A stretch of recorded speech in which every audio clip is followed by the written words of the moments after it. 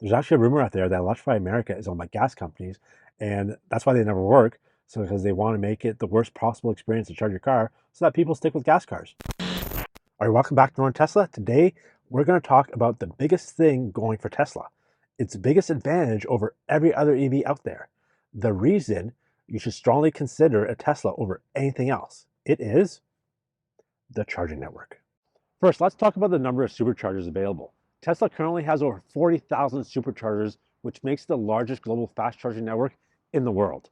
Now, some other companies, the blue one, may tell you they have the biggest network, but I'll get into that lie in just a minute. Tesla is constantly expanding and adding new locations, making it easy for Tesla owners to plan long distance trips and find a charging station when they need it.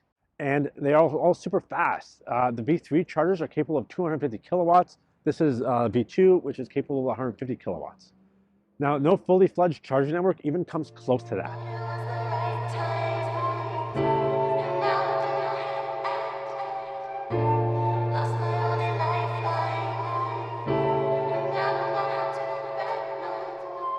Another advantage of the supercharger network is the charging speed. The superchargers here, they use direct current or DC. Basically, it charges right into your battery. Now, this is much faster than alternating current, commonly known as level 2 charging. So basically, when you plug in your house, some other destination chargers use alternative current. There are some other DC networks out there.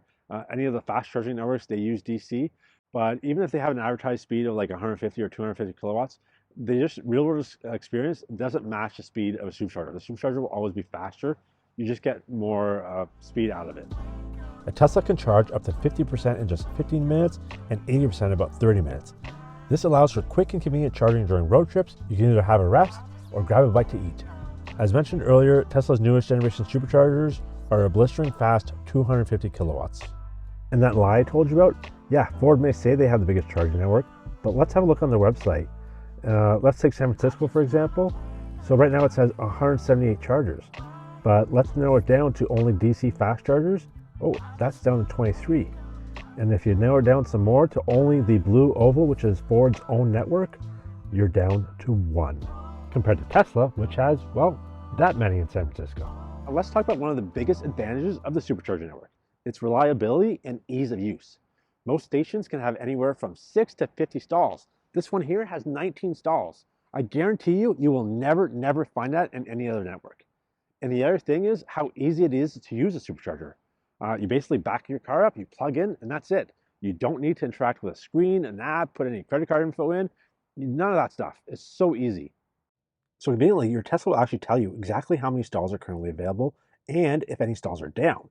And the likelihood of a stall not functioning is pretty rare in itself. Like I said before, like maybe one will be down, but there's so many more to choose from. It's not really an issue. Compared to the other networks, though, there's not as many locations to begin with, and most stations only have 1 or 2 available stalls. Sometimes there's 4, but the majority only have 1 or 2.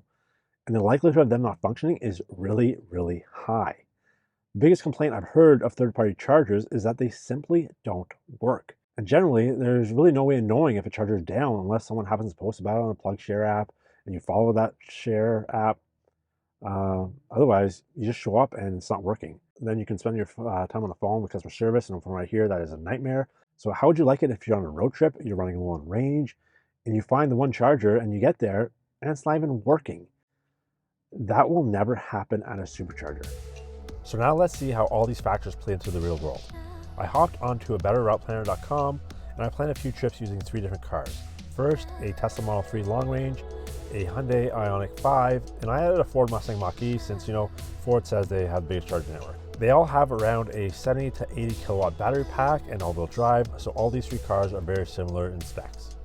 First trip is up here in Canada, which has far less charging infrastructure than our neighbors to the south, with a trip from Vancouver to Halifax coast to coast. The Tesla will do it with 63 hours and 49 minutes of driving time and 6 hours and 49 minutes of charging time, and that's 23 charging stops in total. The Hyundai will do it in 65 hours of driving time and then do 11 hours and 24 minutes of charging time with 31 charging stops. So that's double the amount of charging.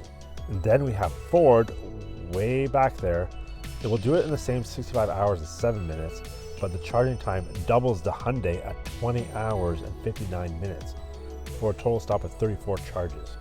Let's see how these numbers compare south of the border where there's a lot more charging infrastructure. We're going to be doing LA to New York.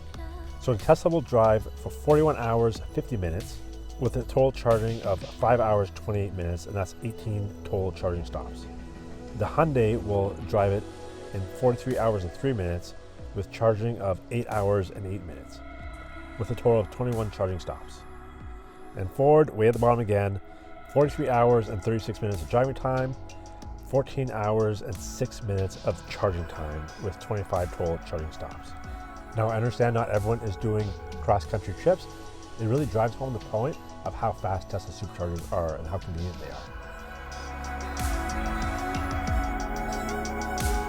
So as you can see, the Tesla supercharger network has many advantages over other charging networks, making it a convenient and reliable option for Tesla owners, and definitely one of the biggest selling points of owning a Tesla. It's really hard to recommend another EV when you can't guarantee a reliable charging network. And if you're interested in learning more about Tesla and the supercharger network, be sure to subscribe and hit that little notification bell so you don't miss a video, which comes out every week or so. Anyways, thanks again for watching, and we'll see you next week.